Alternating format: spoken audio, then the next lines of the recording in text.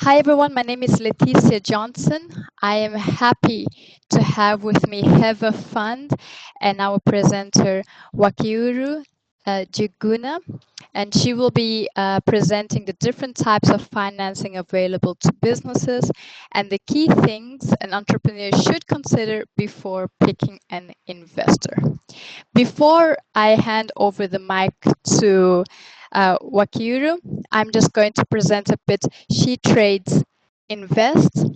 And SheTrades Invest is an initiative under the umbrella, under the SheTrades Invest is a project under the SheTrades initiative, which is dedicated to all women entrepreneurs to connect them to the right impact investors.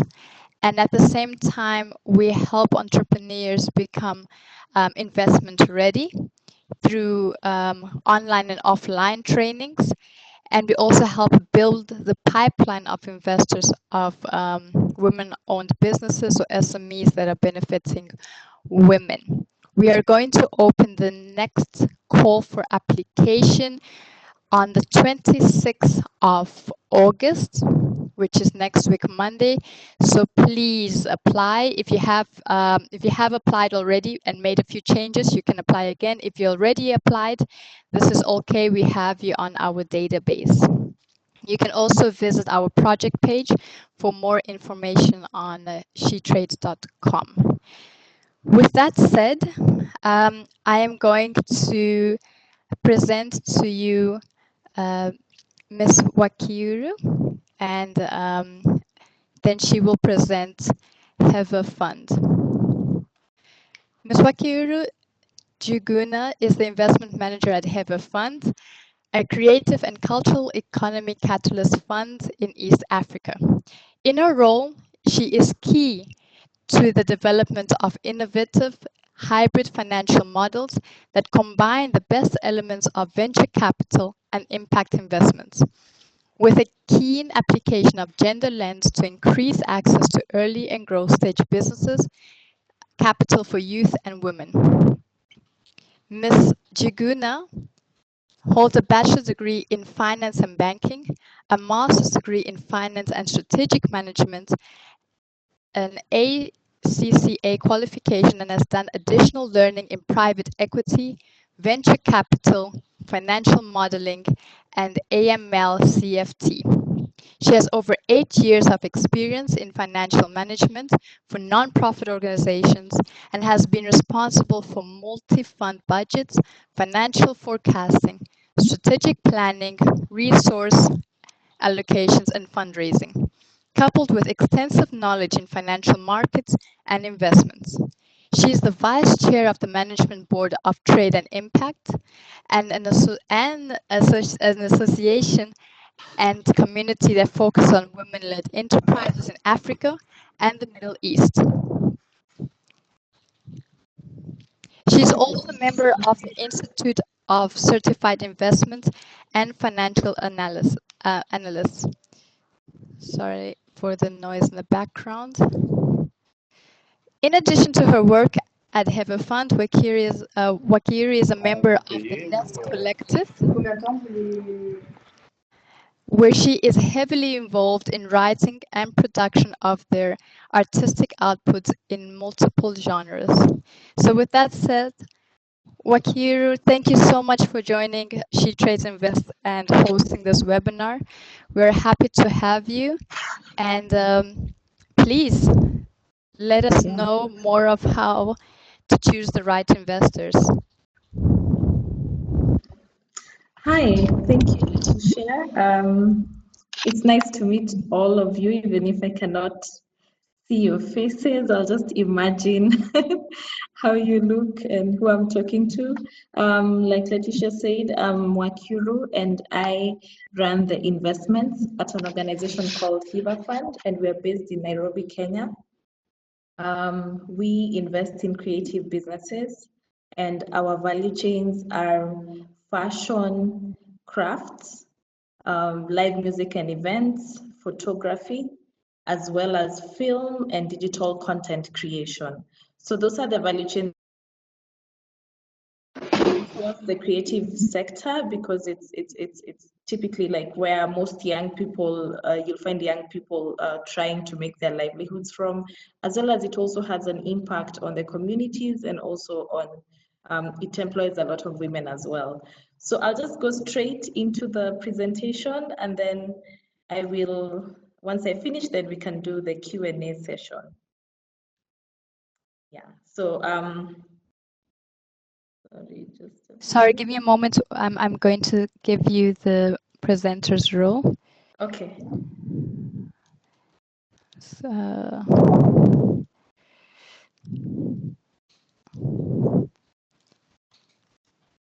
excellent. There you have it.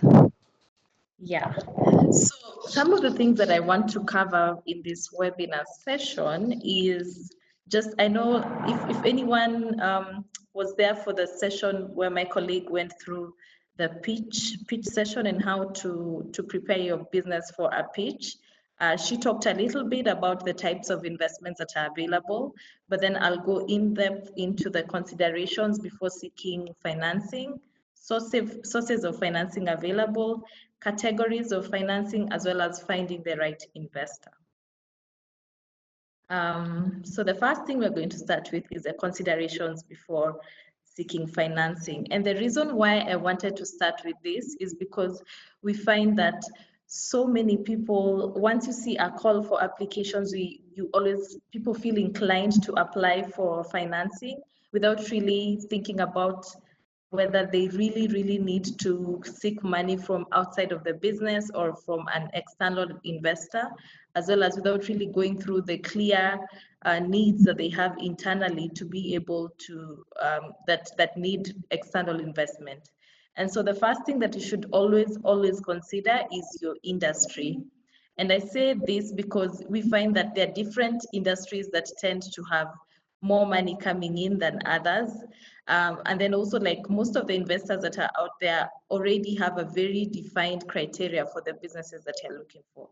So you'll find, like with HIBA, we have the creative businesses. There's some that look at tech, others look at agribusiness, manufacturing, and all that. So certain industries, like I said, fare better than others with equity financing. And that's because, especially if you're looking to raise money to go towards huge capital investments, are you buying huge equipment that need a lot of capital? Then you would consider equity financing, and that's where you give up shares for your company and you in return for an investment. The other example is tech companies, financial companies, and healthcare. It's also important to look at your networks, the people who you have interacted with before in your work, who amongst those could introduce you to a potential investor. When I go into the types of investors, you'll find that there is something called an angel investor. And angel investors are basically just individuals who are prominent in their fields of work and would like to tap some money into already existing companies or smaller companies. And so if you have networks that are able to introduce you to such people or get you closer to where you need to be able to meet these investors, then always use your networks to do this. Also, you'll find that there are all these events that are there with potential investors. So when you have a large network, then you're able to tap into that and know what's happening. The other thing to look at is the amount that you need. So the thing that we find, especially in the Africa setting and investments, is and also like private investments, is that people tend to invest in those very large amounts. Like you'll find that a private equity firm only invests above $1 million or maybe $5 million. But then for the lower amounts, it's either you go to a bank or you go to other types of lenders and microfinance institutions. So the thing with this is that it's important to have your need clearly broken down. You don't have to have one investor at a go. You could opt for a bank and then maybe that's a loan and then opt for another type of investor to come in and buy equity into your company. And so think about the amount that you need and what you want this money for, and then you can approach the investors that you have in mind. Also look at the time frame. The faster you need funding, the more you should lean towards debt financing, and that's because banks, even though they take a bit of time, the time period is definitely much less than maybe like a private equity or an angel investor, and that's because they already have sort of like their systems in place. And if you have the right amount of documentation that they need, then they're able to process that. There's also the option of maybe like those short-term working capital solutions or an overdraft. So think about the time frame. If you need a lot of money, then and you need it fast, then think about like, would you rather opt to go to a bank or a private investor? And also look at the process of application to get this financing. The other thing is your control. So the thing with financing is that always something has to give. You have to give up something. Whether you're giving up some of your profits, are you giving up part of your company or part of control?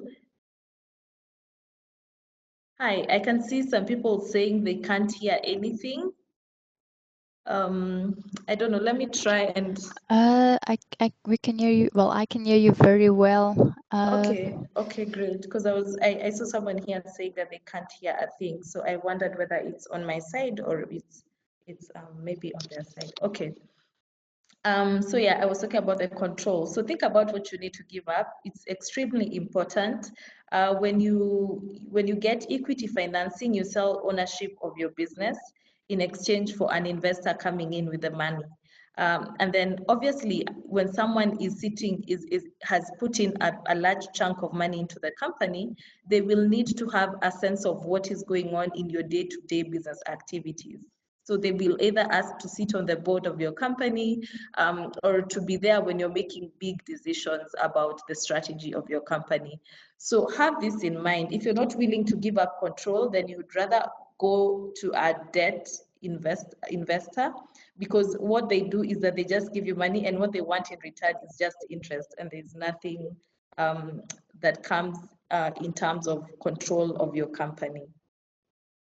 The other thing to think about is your time frame. I think I had said this before, but again, do your research into which one will specialize. You see there's this graph I've put here, and it shows where you could typically find different types of investments based on where you are in your company or the stage of your company. So for the idea stage, it's always easy to go to an incubator. There are all these tech incubators, agri-business incubators, all over the continent and all over the world. So do your research and see what's available. If it's a micro business, you have the option of family and friends. Family and friends are basically the second types of investors after yourself, because these are people who you can tap into very easily and request them to give you loans. There's also angel investors and venture capitalists. For SMEs, there is the venture capital, private equity, and mezzanine. Mezzanine is like a mix between debt and equity. Like I had said, you don't have to get one type of investment. You could say that 30% of your funding ask you will go to a bank, and then the other 70% you will go to a private investor. For the mid and large businesses, there is obviously the capital markets. Those are external finance investors, again, private equity and mezzanine. And then for very mature businesses, there's always the option of exit, which is when you sell your company or part of it to another organization or individual, or again, the capital market. So categories of financing. I've given you that table to just maybe think about where your businesses are and where you could potentially seek investments from. So now I want to go deep into the categories of financing and also list them for you so that you can have a clear picture of if you're currently doing your fundraising or if you're currently looking for money, what are your options out there? I have talked a lot about debt investment, so I won't go into very deep detail, but what it is that it involves borrowing funds with a stipulation of repaying the borrowed funds plus interest at a specified future time. This is the thing I was saying, you always have to give up something. So in this case, you're going to pay back interest, and that is going to come from your revenues, your profits. The reward for providing the debt financing is the interest on the amount lent to the borrower. Debt financing may be secured or unsecured. Secured typically would be maybe in a bank, they would require collateral. It could be a piece of land. Many banks look for different things, but basically what secured means is that you need collateral. Unsecured means that you do not need collateral. And usually for very large amounts of money, the banks rarely will give unsecured loans. And so you need to see whether you have anything to leverage the loan that you're applying for. And then loans may be short-term or long-term. So short-term loans are like what I said, the short-term working capital solutions. If you need LPO financing and you already have an existing relationship with your bank, it's the easiest place to go to. Some microfinance institutions also offer short-term solutions. In Kenya, we have mobile loans, and even though they are I wouldn't recommend that business owners get their loans from there on a daily basis, but maybe on those cases where it's an emergency and you need to do something, it's an option as well. Usually their interest rates are quite high because the risks are high. There's also the long term, which which is maybe more than a year investment or loan. And this typically you're given a repayment schedule with monthly repayments, which are always like fixed amounts of money that you have to pay every month. And then with this, you have to look at your forecast. So maybe if you're forecasting that you'll make a certain amount of money, also incorporate the repayments that you're scheduled to pay to see whether your company is able to take up this debt and repay. For equity investment, it basically means that you're exchanging a portion of the ownership of the business for a financial investment in the business. This allows the investor to share in the company's profits. So this is where, like I said, you would give, if the company is doing really well, you pay the shareholders dividends. And then also, again, you also have to give up part ownership or part control of your company. So you have to be very cognizant of this when you're going into it. There's also grants, and these are usually from government or state or maybe developmental financial institutions, and they give free money to very specific types of businesses. So maybe a government would decide that they want to make sure that women are accessing finance and that are able to run businesses. So they would put some money on the side that would go to just women-led businesses. That's why I said specific types of businesses, and sometimes to fulfill certain activities, whether they're looking to advance agricultural practices in the country, whether it's healthcare. It usually depends on what the goal is. A lot of governments right now are giving money that's geared towards development of the SDGs. So if you look at what like all the SDGs, you could see where your organization fits in there. Grants are usually very hard to get as they are extremely competitive because it's free money, so everyone wants to get it. And limited with the criteria for awards being very stringent. The thing with applying for grants is that also you have to make sure that your company has the books, the records in check, all your registration certificates, your business licenses. Actually, most investors look at this. Most grants require you match the funds being given, and this amount varies depending on the grantor. So one thing I'll tell you is that every investor, except for debt, because sometimes with debt, a bank just needs to see that you're making money. But if it's an equity investment, the investor will want to see that you have at least put something into the company. So what I always tell business owners is when you start off your company, have everything recorded, like all the investments that you've put in. If you put in a $100 here for like business licenses, maybe you put in something else. It doesn't matter how small it is, just record all these things. The very initial investment is always a sign of commitment, that you're committed to growing your company. But then most of the time, business owners do not put these things as records. And so you wouldn't typically be able to say, oh, I've invested $250,000 into my company already. So just make sure that you have all these things in check and work with your accountant to keep your records for you. The sources of financing available. I'll go into the different types of sources where you could typically find money wherever you are in the world. I tried to be as general as possible, but then also because of the very different countries that we are all in, there are some things that are more applicable to you. One of the things is personal investments and own savings. This is where business owners start. You have some money, maybe you've been doing a day job, you save some money on the side, you decide, okay, I want to start my company. You're always the business person is always the first investor in a company. This investment is done either by direct cash injection or the time that you're giving into your work or your company, or what you're leveraging. Sometimes you find that maybe you don't even need to go into a new space. You will work from home when you're starting out. You will use your laptop, not the company laptop. So all these things are investments that you're putting into your company. Usually is proof of long-term commitment to other investors. I think I had said this, like always record what you have put into your company because it's proof that you actually are committed. An entrepreneur should ensure that they have records of these investments into their company. The thing with personal investments is that the company is yours, so there's really nothing you're giving up apart from risking your own money.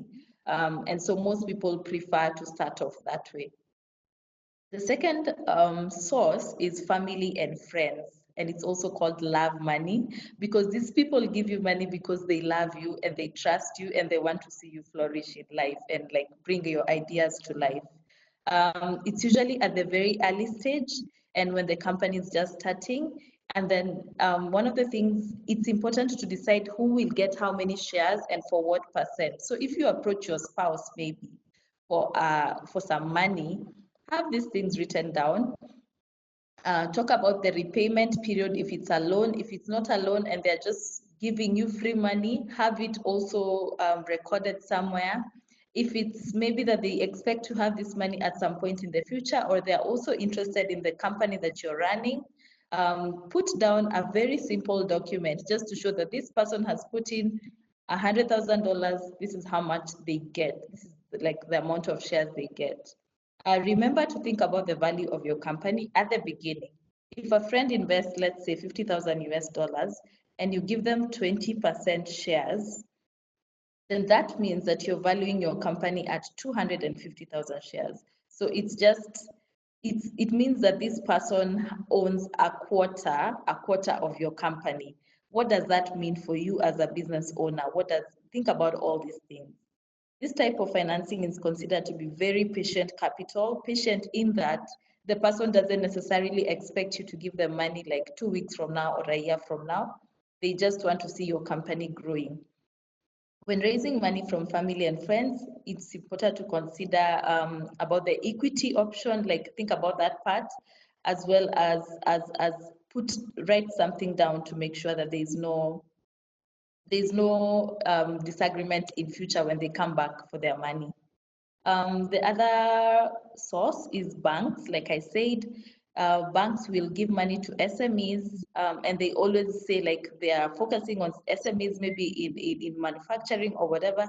So if you're in a bank, even before you open a company account, look at the types of solutions or loans that your bank or this potential bank that you want to open an account in, look at what it has for small businesses. Do they have loans? Do they have unsecured loans? Do they give you an overdraft option?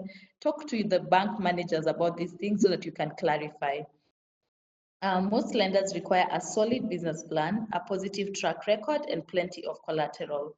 These are usually hard to come by for a startup company. This is the downside of going to a bank, once that they will require collateral. But nowadays, there are some, especially the very SME focused ones, who have other ways of like they don't have to have physical collateral. Once the business is underway and profit and loss statements, cash flow budgets, so you need to have your books in check as well. There are many types of loans that bank offer. I had talked about this, so short-term loans, overdraft, etc. The fourth is venture capital funds. So these are could be individuals, could be companies that invest in young, high growth potentials. We see a lot of VC firms looking at agribusiness, energy, and tech, and that's because they consider them to be high growth potential businesses. They provide capital in exchange for an ownership or a share of the company. The thing about VC firms, like I said, is they put in very large amounts of money, which is great. But you need to be sure, do I actually need this large amount of money? And do I want to get it from a VC firm? Because they are very hands-on in terms of the way they manage the investments. Because at the end of the day, for them, they want to make profit. So they could go back to their investors and tell them, here, we've made, a profit for you guys. They require representation on the board, and they sometimes even want you to hire, specify to you the types of managers you need to hire. Some provide valuable guidance and business advice. However, they're looking for substantial returns, and that's the thing. You could have this vision for your company, but then the VC fund also is just there for the profit. So what will happen is at some point you will not see eye to eye, because maybe for you it's about impact. For them, are we making profit? So think about these things. Um, they're usually focused on creating an investment portfolio, and potential resulting in high rates of returns. We have private equity funds, which are funds that raise funds from investors. Some of them raise funds from developmental organizations like the EU, AFD, all this, and then they invest the money in startups and small businesses. PE funds they acquire a controlling position. Again, this is the thing, make sure you want to give up these things. Thus, the entrepreneur might not have sole control over their company, but they will give you money. They'll give you a lot of it. If they believe in your company, they'll give it to you.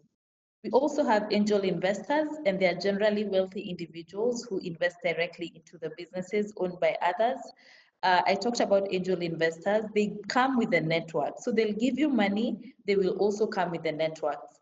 With angel investors, always look at the one who is like who aligns to the industry that you're in. So if it's someone who's been in the hotel industry for a long time and you're starting up something in the same line, that's a good idea, because they will connect you to the networks they'll have. They will leverage the networks as well to see that your business scales and that it goes to where you want it to go. Because they're individuals, there's always like the relationship that you have to form with the angel investor. And so this is a bit of the emotional labor that you have to do. And it's important. I always say that when you're going into investments, it's like you're going into a marriage. This is someone you'll have in your company for maybe 2, 3, 10 years. So just make sure that it's someone who every day, whether your company is thriving or not, like it's someone who's adding value, and it's someone who you see who sees your company and wants it to grow as well.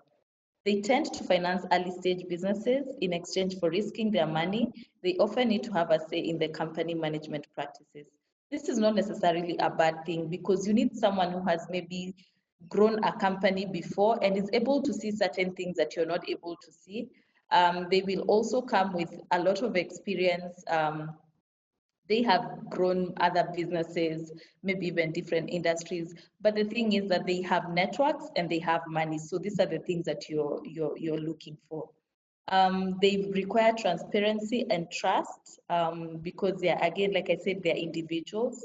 Locally, we have Victoria Business Angels Network. This is for Kenya, but then the African one is called ABAN, ABAN. And they always have meetups and events where they're able to match business owners with angel investors who are in their networks.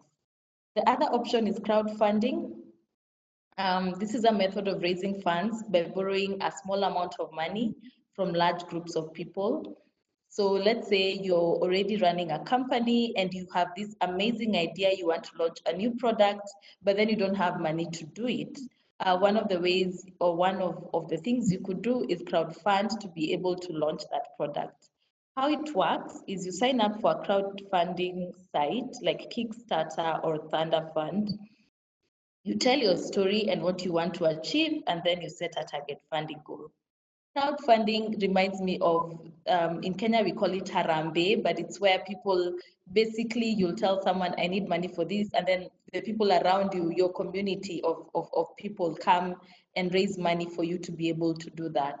Traditionally, we used harambes to be able to maybe like for people to go to schools, international schools, or seek medical care.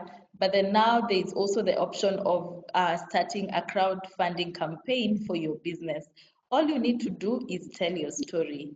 So you have to make sure that people buy into your vision and they buy into what you're trying to do. Once they buy in, they could even give just $5, $10, but as many people as you get to buy into your story, the better your crowdfunding campaign will work. It is best suited for startup businesses with big ideas or existing businesses with exciting project plans because you have to communicate this really well.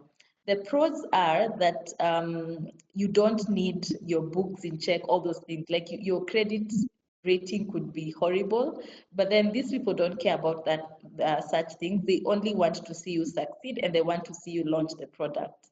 Um, as a bonus, if your company is successful, you already have generated buzz.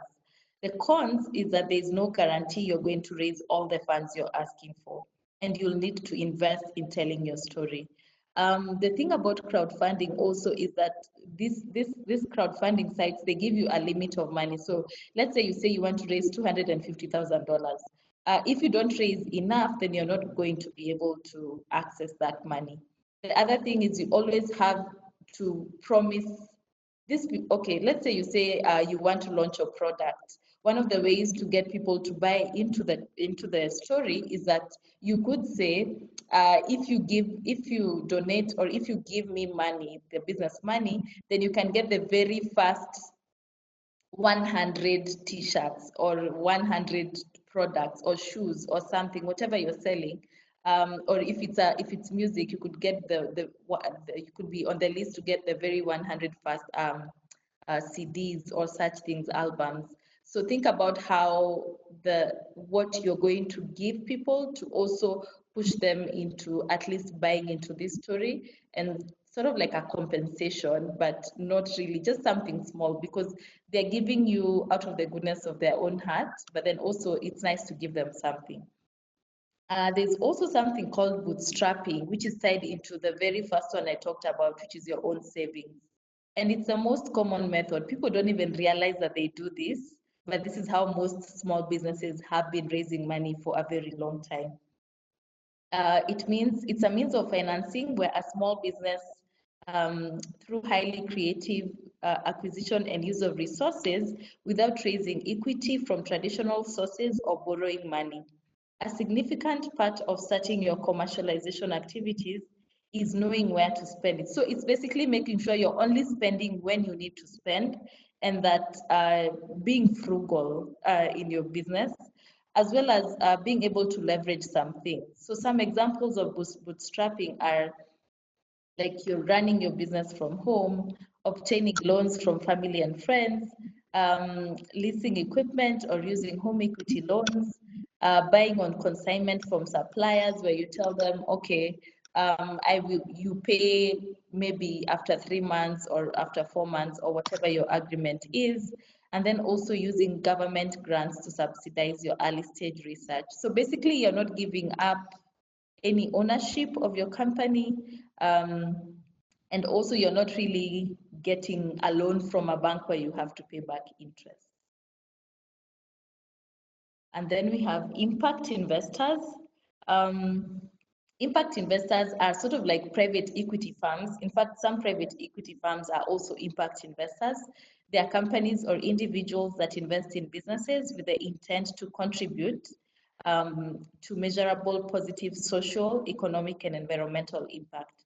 So, like what HIVA does is we look at creative businesses, and that's because of the impact that they have on women and young people in terms of job employment and all that stuff. So that's every impact investor will have their own impact, the impact that they want to see in the businesses that they want to invest in. Most of them will list these things down on their websites. You already know whether you fit in the criteria or not. Again, most of the impact investors are looking to achieve specific impact alongside specific goals, like I said, the SDGs, and they either offer capital investments or loans. The thing with impact investors is some of them give you patient capital. So they could give you like convertible loans where you only pay back after maybe 3, 4 years, 5 years. And it's because they're already sold into what you're doing for the community and the type of impact you have in your surroundings. We also have government programs and development funds. These are national, local governments, or international, and they have programs designed to assist the financing of new ventures and small businesses. Such funds are directed to achieve, again, specific outcomes. In Kenya, we have funds for women, funds for young people, for people who are living with disabilities. So it depends on also where you fall in. So finally, I'll talk about finding the right investor. Again, like I said, these are just like very general sources. I know because we are from very different countries that there could be some that mostly apply to you. And I'd love to hear what you think about like the investment space in the countries that you're from and where you have gotten money from before. That would be interesting to know. So how does an entrepreneur find the right investor for their business? Uh, Understand the different investment options available. That's the first thing. We talked about thinking about what you want to give up, the time frame you have, how long you want to have the money for. Do you need the money to buy equipment? Is it for working capital? Such things. Understand who which investors are in your space and what they give money for, and also see where you fit in. The other thing is decide what you want to get from investors. It's not, like I said, it's not only about the money. There should be something else that an investor is bringing to the table. Is it the networks? Is it the advice that they have, or the experience and the expertise that they have? So decide on these things and then see where you fit in best. Know where to look. So with the internet, we have all these declarations where governments are giving out money, regional banks like the AFDB, all these spaces. So just always look out and see who is giving money, what is the money for, and does your company fall under this? Just know, just like always research and put yourself in spaces that will give you such information as well. Create an investor shortlist. So once you've done your research, just write down the investors you feel would be suitable for you, and then write it down. Once you do that, then you can now start checking what the criteria are and how to approach them. One of the things that people go wrong when they think that the investors or they need the investor the most. When you think about it, it's actually the investors who really, really need good investments because they are also making profits out of this. It's like it's a catch-22. So you're giving them something in return. So as long as you have all your books in check and you have a solid company, then just write down the investor shortlist and be confident knowing that this is something that they also need for them to be able to progress. So yeah, think about it that way also. Look at your networks, look at who is around you, like I said, and who can help you tap into who. There's always a 6 degrees of separation in this world. So you might know someone who knows someone's mom, who knows someone's dad, that whole thing. Think about just tell your friends you're looking to raise money. When you go into sort of like business events, um, talk about these things, and then you'll find that the people who are investors are actually quite more close than you even thought. Perfect your pitch. Yeah, so your pitch should be always work on your pitch and perfect it. I think my colleague Kendi had given a session 2 weeks ago on this, so I won't go much into that. And then get your books in order. So in all this, the only people who we've seen, or like the only source that doesn't really necessarily need your books in order is crowdfunding, but still you need to be accountable at the end of the day. So even with crowdfunding as a source of finance, you need to be able to come back to the people who gave you money and say, this is how we have spent the money, we have used this, like always be transparent, because that's the only way you can get more financing into your company. Yeah, and I think I'm right on time. Wow. So we have, yeah, 13 minutes, but I'll open up the Q&A session. Yes. Maybe Letitia can guide us on this. All right, excellent. Thank you so much for this. I think it's very informative uh, because there's quite a lot of options for us, and it's very important for us to know the right financial instruments to look for and how to look for these investors, especially in the different stages of our businesses. Um, Everyone, please take the opportunity to ask questions um, in regards to the financial instrument and the stage of business that you're in, anything. So take the opportunity now. And from there, I will be able to then ask the questions. So I know that earlier on there was a question. Let me just go ahead and find it while we allowed the participants to write. And I believe that the question, and please, everyone, please do keep your mics muted. This question comes from Seke. I hope I pronounced your name correctly. What is the definition of micro biz versus MSME? I believe that is what he was asking there. Oh, okay. So, um, so if you use the definition MSME, it has the micro in it because it's micro, small, and medium enterprises. But the micro business are basically companies that are at the very early stage. So like they probably have just launched their product and they don't have a lot of revenue yet. And they are probably also just looking to raise more money to be able to launch new things or to go into the market. So that's a micro level business. Excellent. There's a question from Judy, and she asked, where can one find an agribusiness incubator in Nairobi, Kenya? Would you happen to know this? Oh, so hmm. So the thing with I'm trying to think about the macro. Mm, Let me see. Oh yeah, so there's an incubator called Growth Africa.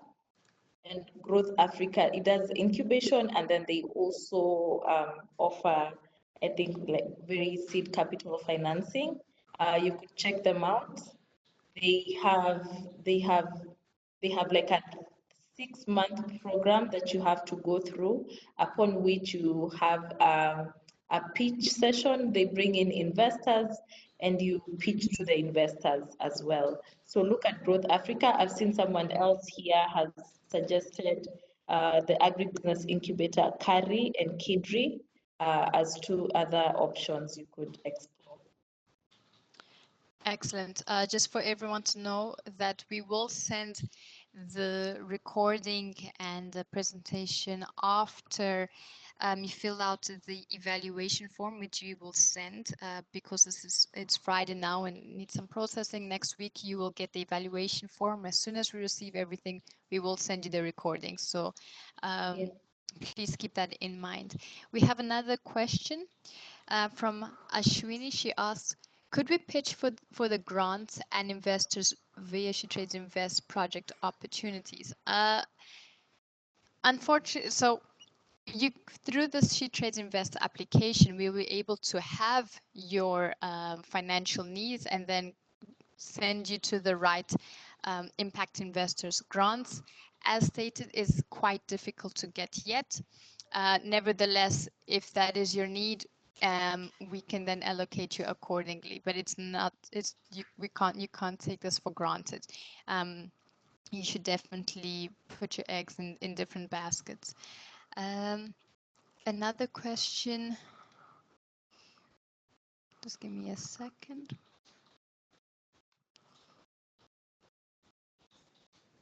Okay, so this question comes from Fatou. She asks, what do we need to provide for a grant? Okay.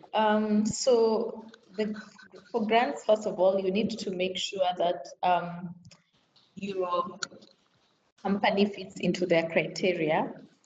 What you need to have is a proposal. And with proposal writing, the key thing is that you're able to express very well and very clearly what you want to do with the money. You have to write it down, whether the activities that you're going to carry out, what number of people you're going to target, what the impact what you see the impact being, and how you're going to measure that impact as well is really important. With grants, they want to see value for money. So with the budgets, you have to make sure that it's also very clearly written down how much is going to go to which activities.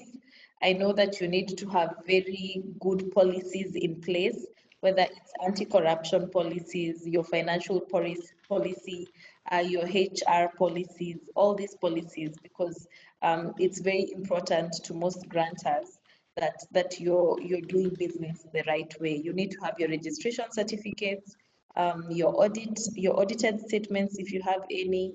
If you're just starting out, you can express that and say that we're just starting out, but we just need to be able to get this project off the ground. Yeah, and then you need to say how much you're going, like I said, the impact that you're going to have, how many women, how many young people, who are you targeting? Be clear on all these things in your proposal. Excellent. Does anyone else have questions in regards to debt, equity, grants, or even what needs to be taken into consideration for your business?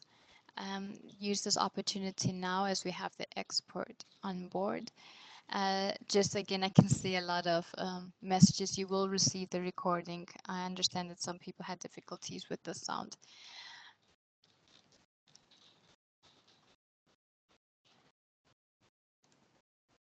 There's a question from Ibizu. Can you give examples of institutions that give grants? Okay, this also really depends on where the person is from. But we have so many institutions. It's maybe like the Bill Gates Foundation. We have these regional banks like the AFDB. I know they have, but then they have a program that's they have several programs that are going on, and some are very targeted towards women, others towards very specific sectors as well.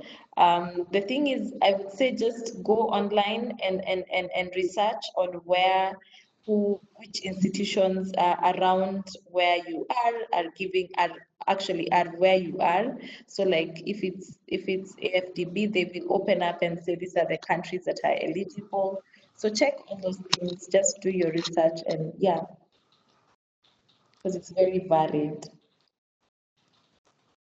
Excellent. So it's Yeah. clear here that the interests are grants. Yes, I can see that. Excellent. Um, all right. So we have 4 minutes left. So everyone, please take the opportunity to send out the questions as we are going to end this discussion. Today we will have a next webinar with Have a Fund. Thank you again on the 3rd of September. In principle, but please do read your emails with the update and the Facebook page. So we're going to have the final questions. If you have any, please do share them. There's a question that asks about SheTrades Invest application. It will open on the 26th of August on Monday next week. So do visit our project page. Well, Wakir, do you have any advice or any suggestions for people to take in regards to these financial instruments or ticket sizes that go with these financial instruments? Any final words before we wrap up? Oh, there's another question here, still on SheTrades. If you assist on SheTrades Invest. I am part of the team, yes. Okay. Yeah. Excellent. So I guess the major thing that I just want to say is people should always remember that not all money is equal.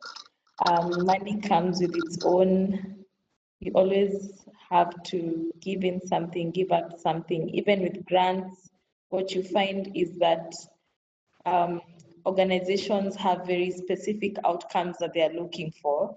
And sometimes it doesn't fit within your outcomes, or the thing to do is figure out how to communicate how your outcome fits within their outcomes. Um, but yeah, when you're looking for money, just have this in mind. And yeah, even the grants themselves, I would say it's really not free money because it's tied to so many things. I know most people even I automatically would go for a grant. But if you're looking to build a business and a sustainable business at that, you also need to consider other commercial options that are available. Because if you're being subsidized for everything, it means that you're really not capturing how sustainable your company is. So yeah, that's it. That is perfect. There's also a very good question here, which I think a lot of people will benefit from. And this comes from Tadim. I apologize if I mispronounce, but um, the question is also, what is a percentage in equity a business should give out? Yeah. What is the reasonable percentage that, yeah, in equity? Wow, this question, I love this question, but it depends on so many things. It's a really good question. It depends on what the value of your company is, first of all, the valuation. Um, so if you're giving up a certain, maybe if you give up 20% of your company and the investor would like to have certain control of your over your company, for you it's just to think and see, does it make sense for me to get 200,000 USD for 20%, and am I willing to give up part of the decision making process to someone else? I would say that if an investor is coming in, if they have a lot to offer, then you can consider giving up a bit more, and especially if they're coming in with a lot of expertise and networks and all the other intangible things that I talked about, the non-money things. For me, I feel that the non-money stuff is actually more important than the money itself, because those are the things that are going to elevate your company to where you want it to go. Um, so you could even give up 50%, but again, do you want to make always refer to, or talk to this person before you make a decision about where you want to see your company go. So depending on the stage of your company, I know like with incubators, they will take anywhere between 10, some incubators that is 10 to 20%. And that's because they're linking you to other investors. They've already given you a lot of business support and capacity building. At the stage your company is at, if you need a lot of money to be able to go into maybe a different market or be able to produce more, it makes sense to consider giving up a larger share, because you're going to get, again, so much in, if you're looking for a lot of investment into your business. But it really depends on what the valuation of your company is and what the individual entrepreneur, if it's one person or the entrepreneurs are looking to give up in form of control, board membership, and all those things. Excellent. I think you've really given us a very good overview of the different financial instruments and what to take into consideration. I can see that the feedbacks are coming in, and there's much appreciation for the webinar. Um, Excellent. So I think we're going to wrap up here and end this webinar session. Thank you so much for being with us and informing us of something so crucial to know the different instruments and how to approach the right investors. So with that said, thank you so much. We will be having a next webinar soon together, and I look forward to that. Everyone else, thank you all for attending. We will send out the evaluation form, and after we receive the evaluation form, we'll send out the webinar, the presentation, and any other additional materials. Excellent. Thank you. Thank you so much, and I'll see you soon for the next webinar. And everyone, thank you. Enjoy the rest of your day. And I think we'll all be together shortly. Yeah. All right. Goodbye, everyone. Thank you.